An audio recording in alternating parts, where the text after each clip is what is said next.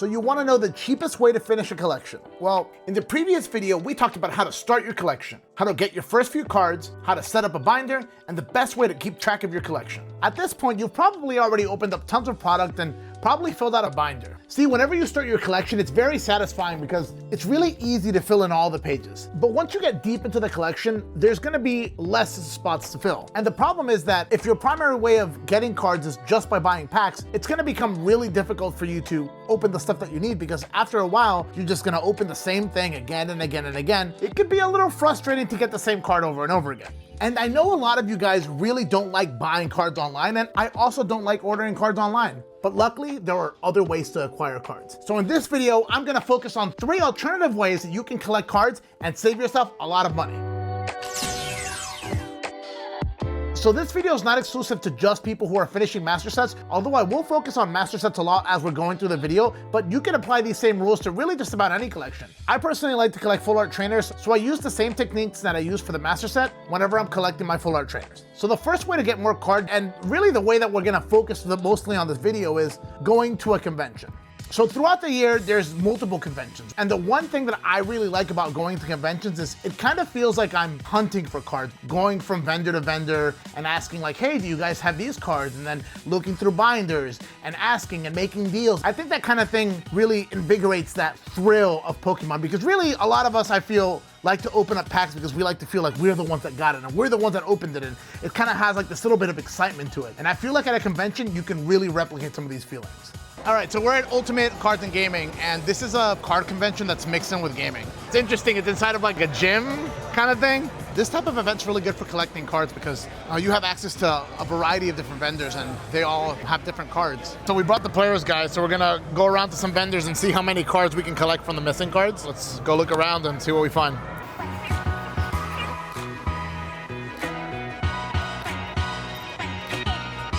Looking for Hydrapple. It looks like an apple. There it is. Yeah, right there. So we're gonna pick up these 2, the Lacy and the Hydrapple. Justin found the Lacy, even though he had no idea that we were looking for that. So. Okay, you still didn't answer my question. Who the heck is Lacy? In the new game. Sweet. That's the one we're missing? Yeah. I have no idea. Yeah. And then the Lapras as well, we don't have. I remember this one too. Lapras we also need. And of course, the best thing about buying cards at a convention is they're willing to negotiate. Most game stores will probably have a sticker price, so really if you bundle up enough things, you'll probably be able to get a good price. So negotiating is a thing that you can do to save money, and personally, I think it's a lot of fun. You said you have the Meditite, the Ledian, and you said you maybe have the Gulpin? All right, so another 2 pickups. We got the Ledian and the Meditite for $2 each, so pretty good deal. We've already picked up so many cards for really not a lot of money, whereas if you had like tried to open up the booster packs one by one, some of those cards that we got, they were a lot of like really rare cards, and it would have been pretty difficult to open those naturally. So that's one of the advantages of coming to a convention like this and just buying the cards instead of trying to open them all one by one.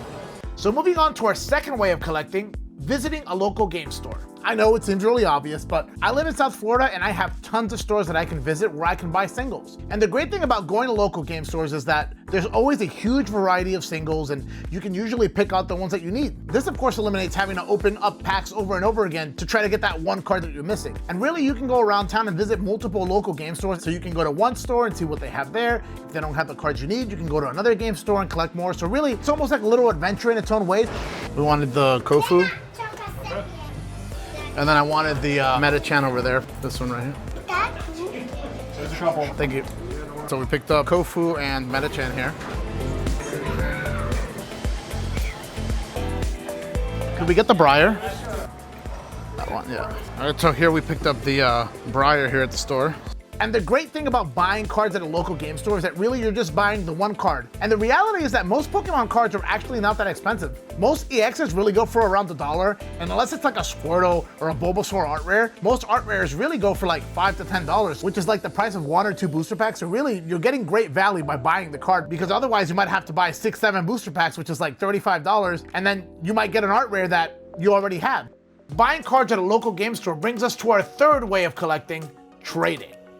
Once you've opened a lot of packs, you'll find that you have, extra cards. Some of those extra cards that you have, well, other people might need. So really going to your local game store is really a 2-for-1 because you can go to the local game store to buy some cards, and if perhaps they don't have the cards that you need, or there's other people there, you can actually, show them your binder and be like, hey, I'll trade you this card for this card. And that way you can find a new use for your old cards. Because really for me personally, my extra cards just kind of end up sitting in a box somewhere forever. So really trading them to somebody else that needs them and getting other cards that I need for my collection is like a perfect thing to do. And another great perk to going to game stores, whether it's to buy cards or trade, is that you can make friends. I have made tons of friends at game shops. In fact, Gabe, who you've seen in tons of our videos, is somebody that I met at the game shop.